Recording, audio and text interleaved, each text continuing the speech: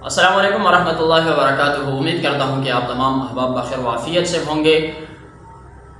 اور آپ تمام احباب کو خوش آمدید کہتا ہوں۔ میں ہوں محمد ہارون ہاشمی۔ میرے دوستو، آج دنیا کے خطے پر واقع ایک ایسے اسلامی ملک کی ایک داستان آپ کے ساتھ شیئر کرنا چاہ رہا تھا جسے دنیا کی اہم طاقتیں کرۂ ارض پر دشمن کی نگاہ سے دیکھ رہی ہیں، جسے دنیا کی مغربی طاقتیں دہشت گرد کے نام سے موسوم کر رہی ہیں، جسے دنیا کی طاقتیں دنیا کے سامنے غلط انداز میں پیش کر کے دنیا کے لوگوں کو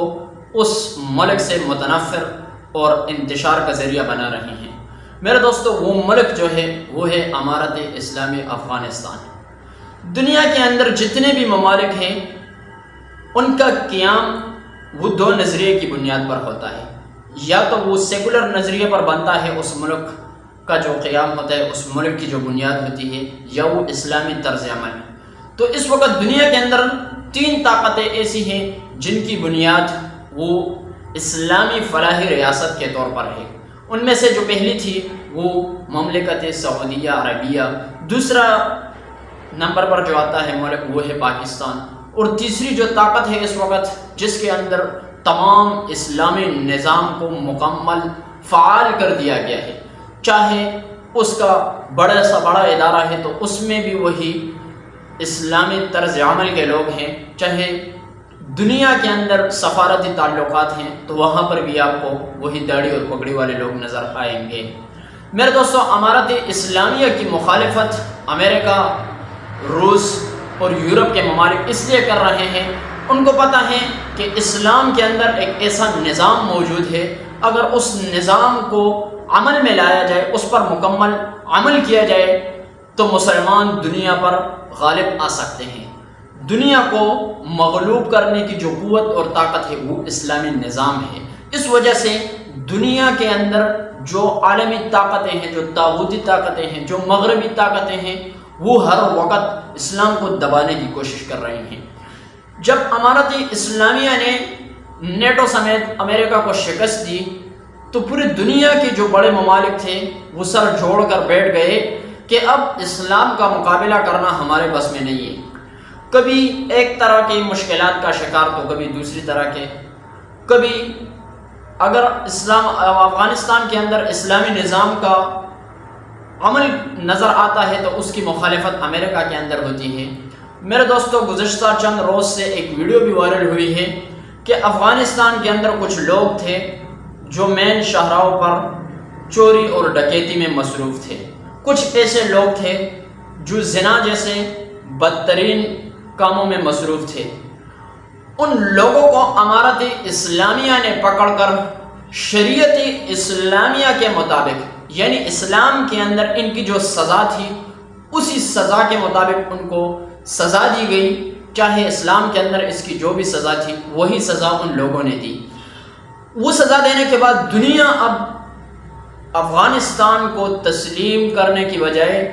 اس پر مزید بوجھ ڈال رہی ہے، اس پر مزید ایسی طاقت اور اس پر مزید ایسا بوجھ ڈال رہے ہیں کہ افغانستان کے اندر اسلامی قانون کو مکمل ختم کیا جائے۔ لیکن افغانستان کے اندر جو لوگ ہیں، جو اقتدار کے لوگ ہیں، جو صاحب اقتدار ہیں، اقتدار کے قابض لوگ ہیں، وہ تو اسلام کے رکھوالے ہیں۔ ان کی پرورش، ان کی تربیت ایک اسلامی نظام میں ہوئی ہے، اور انہوں نے دنیا کو پیغام بھی دے دیا ہے کہ اگر افغانستان کے اندر کوئی حکومت ہوگی تو وہ اسلامی نقطۂ نظر اور اسلامی طرز حکومت ہوگی، اسلامی فلاحی ریاست ہوگی، اس کی بجائے افغانستان کے اندر کوئی اور حکومت نہیں چل سکتی۔ تو میرے دوستو، انہوں نے افغانستان کے جو اندر حکومت ہے انہوں نے ثابت کر دیا کہ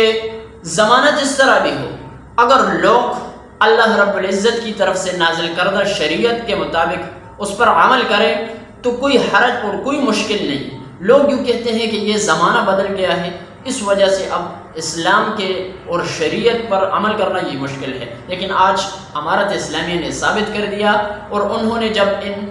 چوروں اور ڈاکوؤں اور ڈکیتوں کو جو سزا دی تو اس سے انہوں نے دنیا کو ایک ٹھوس پیغام دے دیا کہ اسلام یہ ایک مکمل ضابطۂ حیات ہے، لیکن اس پر عمل کرنے والے لوگ چاہیے۔ افغانستان کے اندر جو لوگ ہیں انہوں نے اب اس پر عمل درآمد کر دیا ہے، اور پورے افغانستان کو یہ پیغام دے دیا ہے کہ اگر کوئی اسلام کے نظام کے خلاف کام کرے گا اور اسلام اس چیز کی اجازت نہیں دے گا تو اس کے ساتھ وہی حشر ہوگا جو حشر ان چوروں اور ڈکیتوں کے ساتھ ہو گیا۔ تو دیکھو اس قانون کا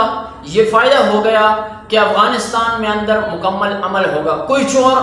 دوبارہ چوری کرنے پہ مجبور نہیں ہوگا، اس وجہ سے کہ اس نے دیکھ لیا اپنی آنکھوں سے کہ اگر میں چوری میں پکڑا گیا تو میرے ایک ہی سزا ہے پھانسی، اگر میں زنا میں پکڑا گیا تو میری ایک ہی سزا ہے، مجھے سنسار کیا جائے گا۔ تو دوستو یہ اسلام کی وہ طاقتور اور وہ قوت ہے کہ اگر اسلام کے نظام پر عمل کیا جائے تو معاشرہ ہر قسم کی برائیوں سے بچ کر صحیح راستے پر چلنے کی توفیق اور طاقت رکھتا ہے۔ افغانستان کی حکومت نے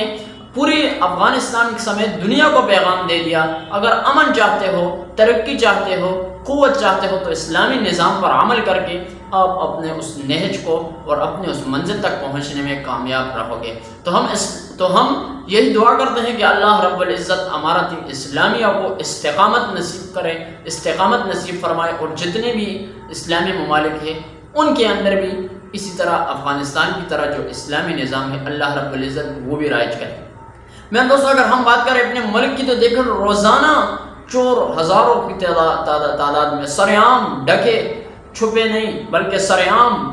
بڑے بازاروں میں چوریاں کرتے ہیں، لیکن ان کو کوئی بھی کچھ نہیں، ان کو پتہ ہے کہ ہمارا جو عدالتی نظام ہے، ہمارا جو اس کے علاوہ دیگر جتنے بھی ادارے ہیں